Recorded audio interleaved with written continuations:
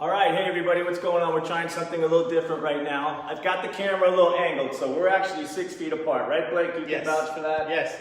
Everybody, just want to go live with this. Chef Blake Malatesta has been around for a while. When did you move to Delray? Probably about 9 years ago. About 9 years ago. Something like that, yeah. And we were talking, you've done everything from Four Seasons to MIA out west, all the different restaurants you've worked with, but right now you've got a pretty cool project. And I've been kind of watching you through this whole COVID thing. Tell us a little more about the CCK, because I think it's an incredible program you guys are doing. Yeah, so for the Community Classroom Kitchen, basically what we're doing is, it's a one-for-one program. So it's basically when you buy a box, we donate a box. A new menu comes out every week, every Wednesday. It has several different options on it, from family meal boxes, which feed 2 to 3 people, averaging around like $25, $26. Okay. There's student lunch boxes, which is a single serving for your child at home. It comes with a cool little academic culinary card as well, like humanities and vocabulary and math and that kind of stuff. We also have like a baking box challenge, chalk competition box, so you can go head to head with other families and post it on our Facebook page. Cool. And we pick a winner. And then we have like a little grocery and provision section where we're doing Florida fresh meats like chicken, whole chicken, eggs, flat iron steaks, and the list is just going to keep on growing and growing and growing.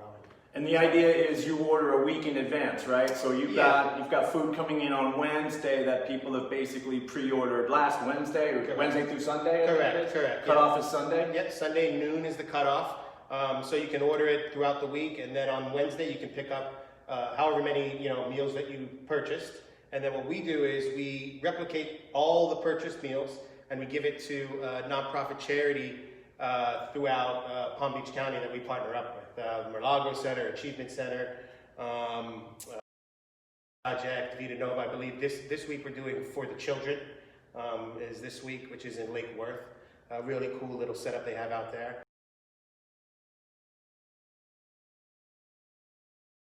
They want to make sure that what they're doing for charity is staying home, and this is a great example. Yeah, of course. It's a great way to participate in your community. It's a great way to get involved in the community. And what the Community Classroom Kitchen, one of our main the ethos of what we do is bringing togetherness and wellness and kindness into the kitchen. So rather than just giving you hot lasagna and go ahead and eat it, we give you this box with the instructions and the ingredients.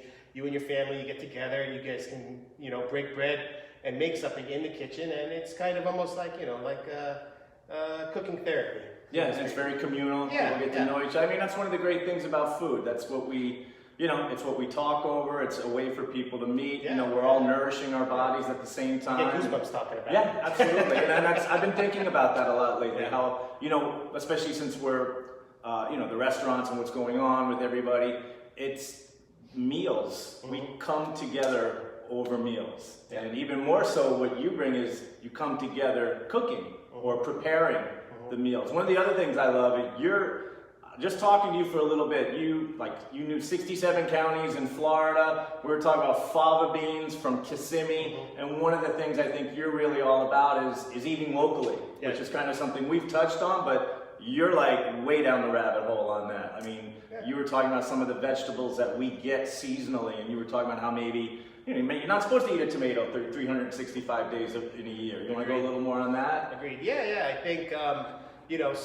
stigma of this state is, it's not really noticed by mainstream as an agricultural state. But, one of the largest revenue producing things in this state is agriculture. Agriculture.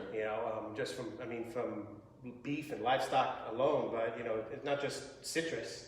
Or cucumbers. Yeah, people think of oranges. Or Florida, bag of oranges. You cross the border, you can cross that Florida-Georgia border, and it's like pecans. There's other things to states that obviously it's our main crop, but you'd be amazed. I believe there's nine growing regions throughout the state, which makes it quite unique. In regards to the rest of the country, and it also has the longest growing season in the country, just due to the tropical zones that we have to produce, our tropical fruit as well.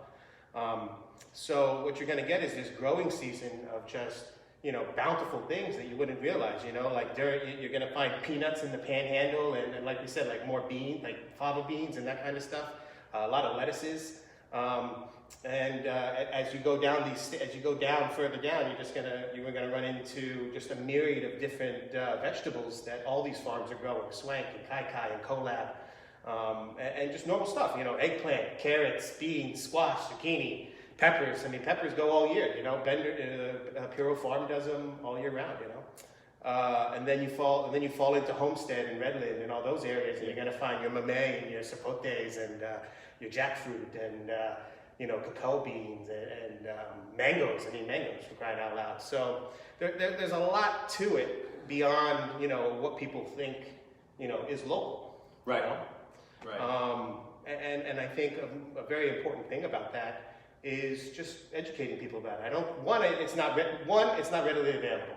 It's hard to access around here. So we're working on a program here at the CCK, hopefully in the next year or so, to really connect, to cut the supply chain from farm to table and really get from like farm to person, cut out a lot of the middlemen, even farmers markets, and cut all that out to where you are in a personal relationship with your farmer. I love it. And I think that's one of the things that COVID, we were talking a little bit about this too, has kind of exposed. It's how we get everything from like one central national. Yeah. And now that those supply chains are being disrupted, it's still going on. I was talking to, they're paying 35% more for proteins now that they're getting. That movement is not just going to be smarter, but it's probably going to be necessary just because of what's happening right now. And like you said, you're absolutely right with COVID. It definitely has shone a lot of light on things that are wrong. Right. And things that need to be fixed, especially here in the state. We don't have a lot of USDA plants to get things fabricated. So a lot of times farmers are shipping them out to get it done. Wow. Unless you're a broadline or a large broadline supplier where you have your own, the USDA has their own little office in your shop. Mom and pop, Sawyer doesn't have a USDA office on their farm. Right. So I think it's this stuff is really exposing what needs to get fixed. Okay, and it's funny because you're reminding me of an article I read a while back where they were talking about a way to maybe get around that, where you could buy the cow, maybe. Like, so you and I decide to purchase a cow together, and we're basically consigning this farmer to raise this cow, but we've bought it. Does that make any sense to you? Have you heard about that? Not that I'm aware of, but I do know that something that we're going to be doing here is actually something that is it's exactly what you talked about, is purchasing animals and raising them and then bringing them in for a complete circle of the life cycle of this animal. That's incredible. Yeah. And this is going to be with kids, students. So before I get ahead of myself, I just want to remind, the other thing I got from our conversation is you've kind of made a pivot in your career, at least right now. You've gone from being a production chef, basically, I guess, for lack of a better term, somebody who was involved in the business of the restaurants, to now you've kind of pivoted into education. Yeah, I agree. I think for the longest time, before COVID, the model, in my opinion, for restaurants has just been slowly breaking down. I just think, over the years, just with inflation and everything rising, and with wages and the restaurant business, as it's a small margin game already. Right. So with everything rising, and you can only charge so much. Right. If the guy down the block's charging $5 a hamburger, and I'm making a hamburger, I'm kind of tied to what he's charging. We've kind of been undercutting each other, the restaurants, for a while. Exactly. And that's exactly. It's cutthroat at times, So, for the longest time, I've been trying to find an avenue and a venue to really promote, Florida modern cuisine, highlighting Florida food, highlighting chefs, highlighting restaurant experience, and promoting the education of making people more aware of what's in this state, and trying to find that avenue. I've come across, obviously, here with the Space of Mind and the CCK. How long have you been here? Not that long, actually. Just started, right? Yeah, a few months before COVID. I think I'm on like 7 months now. And this place is amazing. Space of Mind, for those who live in Delray, you may know it's that older house that's on the corner. But I didn't even know this. You guys, they just bought a campus, basically. It's 10,000 square feet, which is where we are right now. This is actually going to be like a student theater. And there was a writing room down there, and then there's an engineering room in the back. They've got a 3D printer. There's just all this great stuff for young minds to be curious. And you've got involved here. So what's going on here as far as what you're doing? Well, we run the CCK out of here, which we talked about earlier. But when this gets up and running, we're going to have almost like the hub, the culinary hub, which is a full encompassing program for the community when it comes to education opportunities, when it comes to learning opportunities, betterment of skills for chefs or people in the business in the hospitality industry, and young entrepreneurs that want to try something in the culinary industry, and as well as a ghost restaurant in here. A ghost restaurant for delivery. A CCK is going to kind of roll into that, as well as a pop-up restaurant in here with a lot of chef collaborations. So this is going to be, knock on wood, one of the hottest tickets in season in Delray Beach for the locals. So that's awesome. Yeah, that's awesome. So you work for Four Seasons. Tell us a little more about your experience. I've heard your name so many times.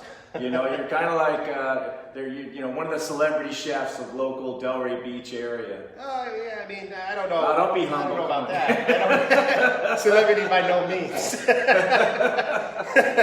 That's my wife. Yeah, Jack of many trades. That's about it. Master of none.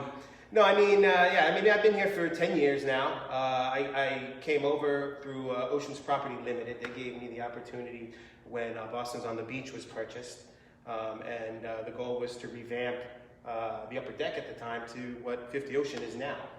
And I was there for about 4 years, 4 and change. And that's where I really got immersed into the scene here. And back then, believe it or not, like the food scene was good, but it still wasn't connected. Right. We didn't really have a connection. We tried. Nick was still at 32. Lindsay was still at Sunday. Bruce Feingold was at Dada. And we were trying to kind of get a movement together. But everything just happened so quickly with us. Like when things are moving around, that it never, nothing really facilitates that. When you say a movement, what do you mean by that? I think just trying to get people to understand, what, real food, not real food, I shouldn't say real food, what, culinary driven food can be. Okay. I think there's a time and place for, simple, actually, I cook simple. That's my preface is, very, very simple and let the ingredients shine, especially when you're using local. But, I think, the city at times finds itself all over in South Florida, finds itself in a rut because, the majority of people that eat out obviously dictate what we as chefs or restaurateurs put on our menu. Right. Of course, we'd love to do the, piagnolotti with the braised beef cheek and the Parmesan broth and this and that. But at the end of the day, somebody just might want, ravioli with red sauce, or like we were talking about, a lot of my stuff is utilization. So, fish collar is a very important part, I think, in kind of introducing the utilization of seafood. It went very, it's a very important thing that I always like to cook with and show people how to eat. But the majority of people, don't want to eat that kind of thing. Right. So I think it's just a matter of, slow steps and educating and try, here you go, try it. If you eat your fish collar, you get dessert, that kind of thing. Yeah. I actually had fish collar for the first time. I was down in Miami. Yeah. What's the name of that place on the water? It's a husband-wife team. I'm trying to remember. It's coming, but they had chicken wings. But they were actually collars. Oh, nice. And it was good. Yeah. It was good. Isn't it? The collar of any animal is delicious. And how much usable food do we throw away or do we not use just because people aren't I don't know, it sounds funny to them just because culturally we've been taught the cheek is not something you want to eat or, Yeah, I agree. You know, I mean, like, you know, a cow isn't just New York strip, tenderloin, and ribeye.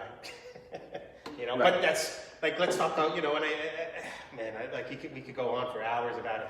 But I mean, look at just look at the grocers, you know, I mean, and again, they follow. You can go to different grocery stores and see exactly who eats what and how their demand is weighed by what the consumer wants. You know, when you go to El Presidente, you see a whole different cut of stuff there.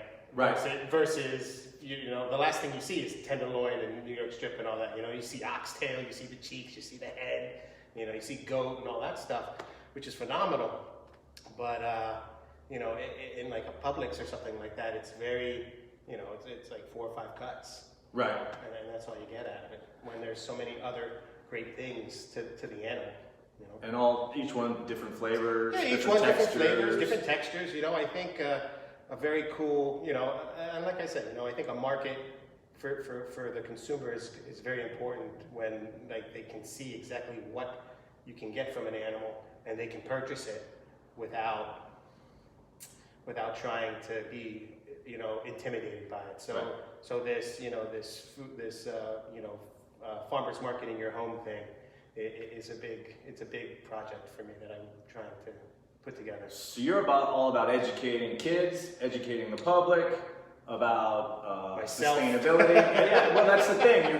I'm learning as I go too. Well, you've got a natural curiosity for it. Very much so. That's what it's all about, and that's what this space I think is all about. Very much so. You know, this is as opposed to the regular education of let's just pour this information in the top of the kids' heads. Yeah. It's more project oriented. Very much so. So yes. how do we motivate them with preparing a meal, or how do we motivate them with creating a project for engineering or writing something, as opposed to just learn these 10 words, put each one of them in a sentence, write it 50 times. Instead of that, it's, hey, go write us a story about the most amazing day you had. Correct. You know, and let's, you know, get that spark going, which is what I think you're trying to do with a lot of the younger kids by getting them active in the kitchen. Very much and so. getting them back. I think we've gotten away from that as a society. You know, we really got into the... I wish I learned like this when I was in school. Really? Yeah, I mean, this is how I've always, you know, I'm very project oriented and very, you know, the ADD in me, you know, as a chef, the ADD in me, you know, I'm always like thirsting for this project, and once it's done, I want to go do something else, you know. And, right. And so when I found out about the way the learning style here and the learning process here, it just you know, clicked with me, because that's how I love to learn like that. You know, right. I think project-based learning is very important, you know, and like I said, who knows where I'd be if I had it as a kid. Yeah, exactly. So one more time, the CCK that you guys are doing, if people want to order that, how would they order that? Yeah, so you can go to online to findmyspaceofmind.com/CCK. Findmyspaceofmind.com/CCK. Awesome. And you order for next week. Yep. And you come pick it up. We're actually going to come down, I think, on Wednesday and maybe do a Facebook Live where we could show everybody exactly what you're putting together. What do you love best about the Delray Beach community? I'm going to put you on the spot. That is awesome. I think what I love best about the Delray Beach community, you know, what I love about Delray Beach in general are the people here. The community as a whole, I think it's a bad rap at times. You know, I think as with anything, a few bad apples can spoil the bunch. You know, but the majority of people, which I've seen in my restaurants as I've worked, and you know, not my customers and my guests that I've grown with for over the years, you know, it's just a really good group of people.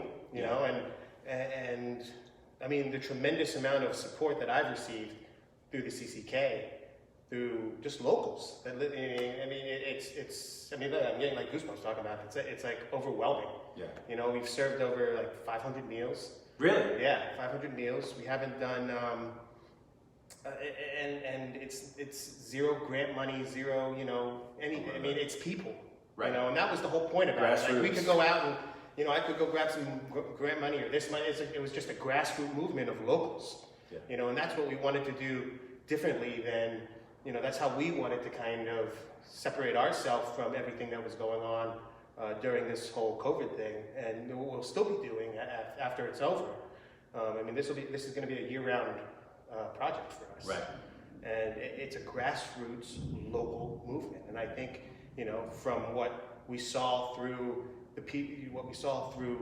what I have at CCK, I mean, the overwhelming support through the Social Distance Supper Club that, I mean, you know, I was a part of, going out to restaurants, and everybody else. I mean, You know, so many proof people. is in the pudding. I mean, Yeah. you know, just that's decent human beings. You know, when you think there's no more humanity in the world, and you see that, and you're like, thank Christ. I mean, thank God. Like, there's some decent human beings still in this world. You know. You're absolutely. Now you're giving me goosebumps. Yeah, no, I can't stop because you know, forgive my language. I mean, there's some shitheads around here that just really spoil the lot. Well, they always say the loudest noise comes from the cheapest seats. You know? Yeah. No, but anyway, that's, you know, I've talked to a few people about this, and they've said like the supper club might not have worked in a lot of other communities. I agree. But Del Rey is just that right mix of. It's a tight knit. Yeah, it's a tight knit. We love our restaurants. Yeah. You know almost every chef at every restaurant. Yeah, you guys have either they're worked my buddies. together Yeah, or bumped into them. They've slept on your couch. You know what we're talking about? You know, they've slept on your couch. You put these people to work. If you heard somebody was out of work, you put the network out Yeah, there yeah, of of who course. needs to go where and Yeah. what do they excel at, what are they good at. So. It's a big community within the community. We love the work that you're doing down here. Hopefully, maybe we can get some more people to participate in the meal program. If you want to get those orders in, get them in. Anything else you want to say to everybody out there before we sign off? Other than be kind and be cool. That's it, man. Be kind, be cool, man. It's that simple. Be kind and be cool. That's it. And wake up with a smile on your face, and I think everything is downhill from there. Absolutely. Right? Thank you, my friend. Yeah, no doubt. Good stuff. My pleasure. All righty, guys. Hope you enjoyed this. Take care. We'll see you.